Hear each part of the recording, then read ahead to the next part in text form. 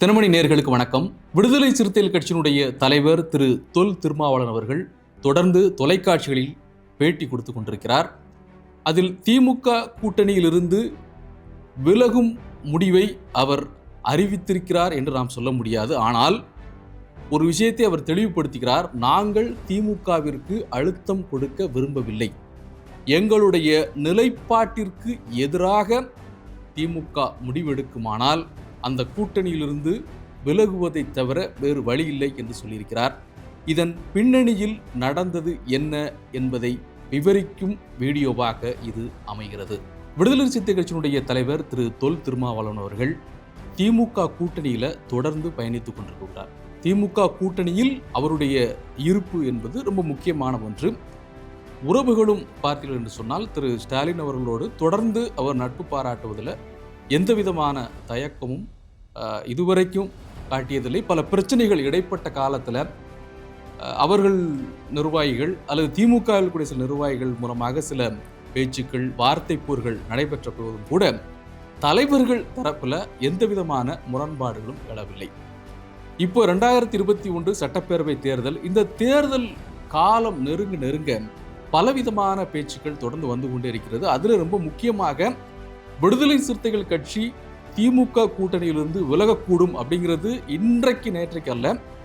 இன்னும் சொல்லப்போனால் தமிழக வெற்றி கழகம் கொஞ்சம் ஆக்டிவாக வந்த பிறகு இந்த பேச்சு பெரிய அளவில் வலைதளங்களில் மட்டுமில்லை, அரசியல் களத்திலே பெரிய அளவில் பேசப்பட்டது. காரணம், இந்த களத்திலிருந்து, இந்த களம்னு நம்ம சொல்றது விடுதலை சிறுத்தைகள் கட்சி அந்த களத்திலிருந்து சென்ற திரு ஆதவ் அர்ஜுனா அதற்கான சில முயற்சிகளை மேற்கொண்டு வருகிறார். எப்படியாவது விடுதலை சிறுத்தைகள் கட்சியை தாவேக்கவர்க்குள்ள இழுப்பதற்கான முயற்சிகளை அவர் செய்து கொண்டிருக்கிறார் என்ற ஒரு பேச்சு அடிபட்டது. ஆனால் அதெல்லாம் கிடையாது என்று சொல்லி கடந்த கால சம்பவங்கள் அது இல்லை என்பதை நிரூபித்திருக்கிறது. ஆனால் இப்போ ஏன் திடீர்னு இது போன்ற ஒரு அறிவிப்புன்னு சொல்றது, இது போன்ற ஒரு பேச்சுக்கள் அல்லது நேர்காணலில் திரு திருமாவளவன் இந்த கருத்தை ஏன் முன்வைக்கிறார் அப்படின்னு சொன்னால், இதற்கு முன்பு செய்தியாளர் சந்திப்புகளில் பேசும்போது கூட அவர் தெளிவுபடுத்துகிறார். பாமக பாஜக இருக்கக்கூடிய கூட்டணியில் விடுதலை சிறுத்தைகள் இடம்பெறாது என்பது 14 ஆண்டுகளுக்கு முன்பால் எடுக்கப்பட்ட ஒரு முடிவு. அந்த முடிவில் இப்போது வரைக்கும் எந்த மாற்றமும் இல்லை அப்படிங்கிறத அவர் தெளிவுபடுத்துகிறார். சரி, அப்போ இதை ஏன் மீண்டும் சொல்ல வேண்டிய ஒரு தேவை ஏற்படுது அப்படின்னு பார்த்தீங்கன்னு சொன்னால், பாட்டாளி மக்கள் கட்சி 2 பிரிவாக இப்போ இருக்குது. திரு அன்புமணி ராமதாஸ் தலைமையிலான பாட்டாளி மக்கள் கட்சி, நாங்கள் தான் பாட்டாளி மக்கள் கட்சி, தேர்தல் ஆணையம் எங்களை தான் அங்கீகரித்திருக்கிறது, அதனால நாங்கள் சுதந்திரமாக செயல்படுகிறோம் என்று சொல்லி அன்புமணி தலைமையில் இயங்கிக் கொண்டிருக்கிறார்கள். அவர்கள் அதிமுக பாஜக இருக்கக்கூடிய அந்த அணியில் தங்களை இணைத்து, அதாவது தேசிய ஜனநாயக கூட்டணியில் ஒரு அங்கமாக இருந்து அவர்கள் இந்த தேர்தலை களம் காணப்போகிறார்கள். ராமதாஸ் தரப்பினர் நாங்கள் தான் பாமக அப்படின்னு அவர்கள் சொல்லிக் கொண்டிருக்கிறார்கள். இந்த கட்சியை நிறுவியவர் நான் தான், இந்த கட்சியில் எந்த முடிவு எடுத்தாலும் அது என்னிடம் கேட்டுத்தான் எடுக்கப்பட வேண்டும் அவர் சொல்ல அவர் தேர்தல் ஆணையம் மூலமாக, நீதிமன்றம் மூலமாக பல்வேறு முயற்சிகளை மேற்கொண்டு வருகிறார்.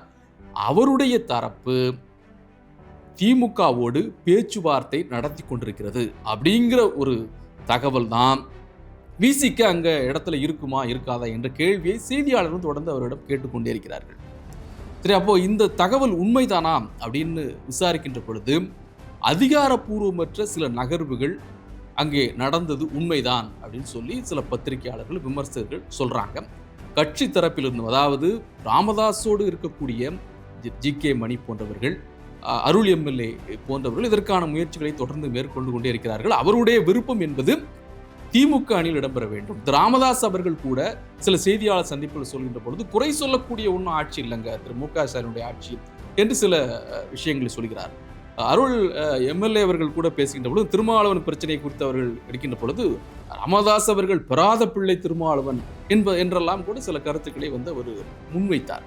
அப்போ விசிக இருந்தாலும், விசிக விரும்பாவிட்டாலும் திமுக அணிக்குள்ள ராமதாஸ் தரப்பான பாமக இடம்பெற வேண்டும் அப்படிங்கிற ஒரு விருப்பம் இருந்து கொண்டே இருக்கிறது. அதற்கு சில நகர்வுகளை, சில அரசியல் நகர்வுகளை அவர்கள் செய்து கொண்டிருக்கிறார்கள். இது ஒரு அதிகாரப்பூர்வமாக இந்த முயற்சி வெறுமனே பத்திரிகையாளர் தரப்புல இல்லாம அல்லது கட்சி தரப்புல இல்லாம அவர் திரு திருமாவளவன் உறுதியாக சில விஷயங்களை கேள்விப்படுகின்ற பொழுது இப்ப இந்த முயற்சி நடந்துட்டு இருக்கு. அப்ப இதிலிருந்து நாம் அவர்கள் ஒருவேளை வேறு மாதிரியாக முடிவெடுத்தால் நம்ம வெளியேறுவை தவிர வேறு வழி இல்லை என்ற கருத்தை அவர் முன்வைக்கிறார். இப்படிதான் நம்ம பார்க்க வேண்டியிருக்கிறது. கேள்வி அப்படித்தான் எழுது. இப்போ இது போன்று நாங்கள் கேள்விப்படுகிறோம். ராமதாஸ் அவர்கள் உள்ள வரார், அப்போ உங்களுடைய முடிவு என்னவா இருக்கும் என்று சொல்லப்படுது. அவர் சொல்லக்கூடிய அந்த விளக்கம்ங்கிறது, நாங்க எந்த காரணத்தை கொண்டும் திமுகவிற்கு அழுத்தத்தை கொடுக்க மாட்டோம். அதாவது நீங்க ராமதாஸை உள்ள சேர்க்கக்கூடாதுங்க, இந்த அணிக்கு வரவே கூடாது அப்படின்னு சொல்லி நாங்க சொல்ல மாட்டோம். ஆனா எங்களுக்குன்னு ஒரு சில நிலைப்பாடு இருக்குல்ல, பாமக இருக்க அணியில இருக்க மாட்டோம், நாங்க ஏற்கனவே முடிவு பண்ண 10-15 ஆண்டுகளுக்கு முன்பு அந்த நிலைப்பாட்டில் உறுதியா இருக்கும். இல்லைங்க நீங்க அதெல்லாம் பரவாயில்ல, நீங்க இருங்க, ஒன்றும் பிரச்சனை இல்லை, அது அன்புமணி தான், அதுதாங்க பாமக, ராமதாஸ் இருக்கு, அதெல்லாம் ஒன்றும் இல்லை அவர் என்பது போன்ற சமரசத்திற்கு திமுக வருமானால் அதை ஏற்றுக்கொள்ள தயாராக இல்லை அப்படிங்கிறது தான் திருமாவளவனுடைய பேச்சின் மூலமாக நாம் புரிந்து கொள்ளக்கூடிய ஒன்று. இப்போ நமக்கு தெளிவு என்ன அப்படின்னு பார்த்தீர்கள் என்று சொன்னால், இந்த முயற்சி இன்னும் பெரிய அளவில் திமுகவை அணுகுவதற்கான, திமுகவோடு பேசுவதற்கான முயற்சிகளில் ராமதாஸ் பாமக தரப்பு என்பது தொடர்ந்து முயற்சிகள் ஈடுபட்டு கொண்டிருக்கிறது. சில பேச்சுக்கள் நடந்திருக்கிறது என்பதால் தான் இதை ரொம்ப உறுதிப்பட இன்னும் கடந்த முறை பேசியதை விட திருமாவளவன் வெளிப்படையாக இதை சொல்கிறார் அப்படின்னு பார்க்க வேண்டியிருக்கிறது. சரி, இந்த பிரச்சனை ஒரு பக்கம் இருக்கட்டும். இதற்கு முன்பு இது போன்ற ஒரு பேச்சுக்கள் வந்துச்சா?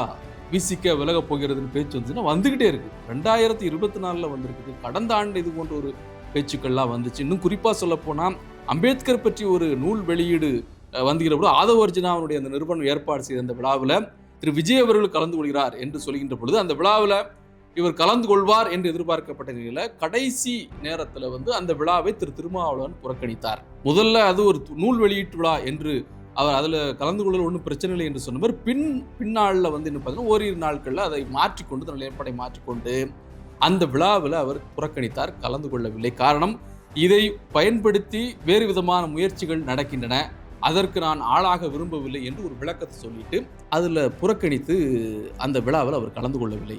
காரணம் என்ன சொன்னால், ஒரு அணி, ஒரு கூட்டணி சிறப்பாக செயல்பட்டுக்கிட்டு இருக்கு அவர்களுடைய பார்வையில்.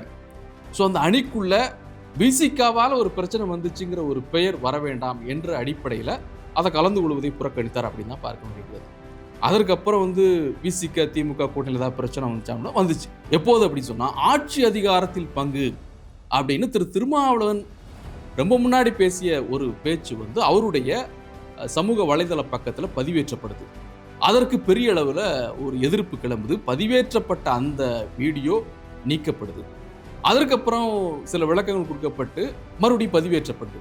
ஆட்சியில் பங்கு, அதிகாரத்தில் பங்கு என்று திருமாவளவன் பேசிய அந்த பேச்சு இது ஒரு சலசலப்பை ஏற்படுத்துச்சு. இரு தரப்புகளும் பார்த்தீங்கன்னா சமூக வலைதளங்களில் மோதிக்கொண்டிருந்தார்கள். அந்த நேரத்தில் தான் திருமாவளவன் மு.க. ஸ்டாலின் அவர்களை, முதல்வர் மு.க. ஸ்டாலின் அவர்களை நேரடியாக சந்தித்து அவர் பேசினார்.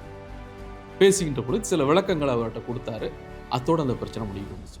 அதற்கு பிறகு அந்த 2024 முதலமைச்சர் மு.க. ஸ்டாலினை சந்தித்து விட்டு அவர் வெளியே வந்த பிறகு செய்தியாளர் சந்திக்கும் போது என்ன சொன்னார் அப்படின்னா, இது எப்போதுமே விசிகாவினுடைய இது ஒரு நிலைப்பாடு, அதிகாரத்தில் பங்கு வேணும் அப்படின்னு நாங்கள் நீண்ட நாட்களாக நாங்கள் கேட்டுக்கொண்டிருக்கிறோம். இது எங்களுடைய கொள்கை முழக்கங்களில் ஒன்றா இருக்குது. அதை நாங்கள் அப்போ பதிவேற்றம் பண்ண வீடியோவை மறுபடியும் நீக்கினீங்க, மறுபடியும் போட்டிங்க அப்படின்னு சொன்னால் அது முழுமை பெறாத ஒரு வீடியோவாக இருந்துச்சு. அதனால் அதை சரி பண்ணி மறுபடியும் பதிவேற்ற வச்சோமே தவிர, மற்றபடி இதில் எங்களுக்கு எந்த விதமான மாற்று கருத்தும் இல்லை. அதிகாரத்தில் பங்கு எங்களுடைய நீண்டகால கோரிக்கை அது இருக்குது, அதை நாங்கள் வலியுறுத்த மாட்டோம். ஆனால் பங்கு வேண்டும் என்பது எங்களுடைய ஒரு கோரிக்கைகள் ஒன்று என்று அதற்கு ஒரு விளக்கம் கொடுத்தார். அப்போ அது ஒரு நேரத்தில் ஒரு சலசலப்பு ஒரு மாதிரி செட்டில் ஆச்சு. ஒருவேளை இருவரும் நேருக்கு நேரு சந்தித்ததுனால இந்த பிரச்சனைக்கு முற்றுப்புள்ளி வைக்கப்பட்டு விடுது என்று பார்க்கப்பட்டது. அதற்கப்புறம் பாருங்க, மது ஒழிப்பு மாநாடு, மது ஒழிப்பு மகளிர் மாநாடு அப்படின்னு சொல்லி ஒரு மாநாட்டை விசிக சார்பில் நடக்கின்ற பொழுது, இது மது ஒழிப்பு என்ற ஒன்றை படிப்படியாக நிறைவேற்றுவோம் என்று திமுக தேர்தல் அறிக்கையில் சொன்னது. அதனால் எதுவுமே நடக்கலை என்ற ஒரு குற்றச்சாட்டு தொடர்ந்து வைக்கப்பட்டது. இதற்கிடையில விசிக அந்த மாநாட்டை முன்னெடுக்கின்ற பொழுது இது ஆட்சியாளருக்கு எதிரான ஒரு மாநாடு என்று பார்க்கப்பட்டது. அதற்கும் ஒரு அந்த சந்திப்பில் முதலமைச்சர் சந்திப்பில் ஒரு விளக்கம் தரப்பட்டு, இது பொதுவான ஒன்று, மது ஒழிய வேண்டும் என்பது ஒரு பொதுவான ஒரு நோக்கத்தோடு நடத்தக்கூடிய மாநாடு, இது ஆட்சிக்கு எதிரான மாநாடு இல்லை அப்படின்னு சொல்கின்ற பொழுது திரு ஸ்டாலின் அவர்கள், எங்கள் கட்சியின் சார்பாக 2 நிர்வாகிகள் கலந்து கொள்வார்கள் என்று திரு ஸ்டாலின் உறுதியளித்து 2 பேர் கலந்து கொண்டார்கள்.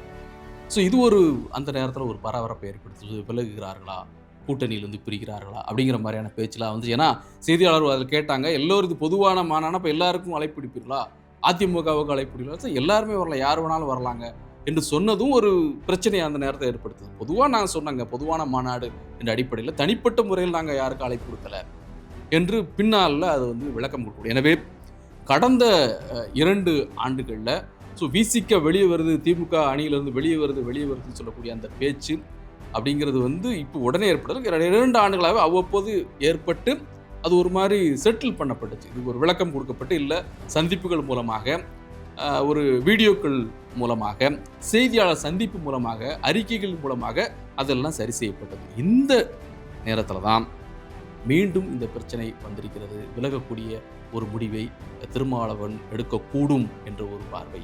இதற்கு காரணத்தை அவர் வந்து எந்த குழப்பமும் இல்லாமல் மிக தெளிவாக அவர் சொன்னதுனால பாமக தரப்பு உள்ள வருகின்ற பொழுது அவர் நிச்சயம் திமுக கூட்டணி விட்டு வெளியேறுவார் அப்படிங்கிறது உறுதி. இது நாம சொல்லலை, அவரே தெளிவுபடுத்திட்டார்.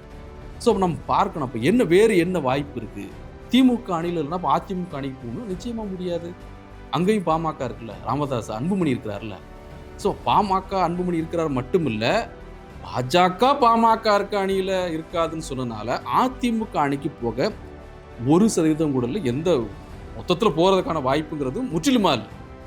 அப்போ அவருக்கு இருக்கக்கூடிய ஒரு வாய்ப்பாக பார்க்கக்கூடிய ஒன்று, அவர் தாவேக்கவிற்கு செல்லக்கூடும் என்ற ஒரு பார்வை வைக்கப்பட்டு, அது அவர் எந்த முடிவு எடுக்க போகிறாருன்னு இதெல்லாம் இந்த கன்ஃபார்ம் ஆனதான் அதெல்லாம் நம்ம கற்பனையாக பேசிட்டு ஒரு வாய்ப்பு அப்படிங்கிற மாதிரியான சொல்கிறோம். ஸோ அப்படி ஒரு சூழல் இருக்கின்ற பொழுது தமிழக வெற்றி கழகத்தை நோக்கி அவர் செல்வதற்கான வாய்ப்புகள் அதிகம் இருக்கிறது. ஏன்னு சொன்னால் அவர்கள் கொள்கை தலைவர்களாக வைத்திருக்கொண்டு அவர் சொல்லக்கூடிய அந்த முழக்கங்களும் இவருக்கு கிட்டத்தட்ட ஏற்புடைய ஒன்றாக தான் இருக்குது. அதனால் அதற்கான ஒரு வாய்ப்பு இருக்கிறது. கடைசி கட்டத்தில் அது போன்ற ஒரு முடிவை திருமாவளவன் எடுக்கக்கூடும். இதெல்லாம் இதில் இருந்து வெளியே வரக்கூடிய ஒரு சூழல் ஏற்பட்டால் ஒரு முடிவு எடுக்கக்கூடும். ஆனால் அப்படி ஒரு நிலை உடனடியாக ஏற்படும்னு நமக்கு தோணலை. ஏன்னா அவருடைய பொலிட்டிக்கல் ஜேர்னியை, நம்ம அரசியல் பயணத்தை அப்படி பின்னோக்கி பார்க்கின்ற பொழுது தொடர்ந்து வெற்றி கூட்டணியில் அவர் வந்து தொடர்ந்து பயணித்து கொண்டிருக்கிறார். இப்போ 2019 நாடாளுமன்ற தேர்தலாகட்டும், 2021 சட்டப்பேரவை தேர்தலாகட்டும், 2024 நாடாளுமன்ற தேர்தலாகட்டும், எல்லாவற்றும் திமுகவோடு இணைந்து அவர் பயணித்திருக்கிறார்.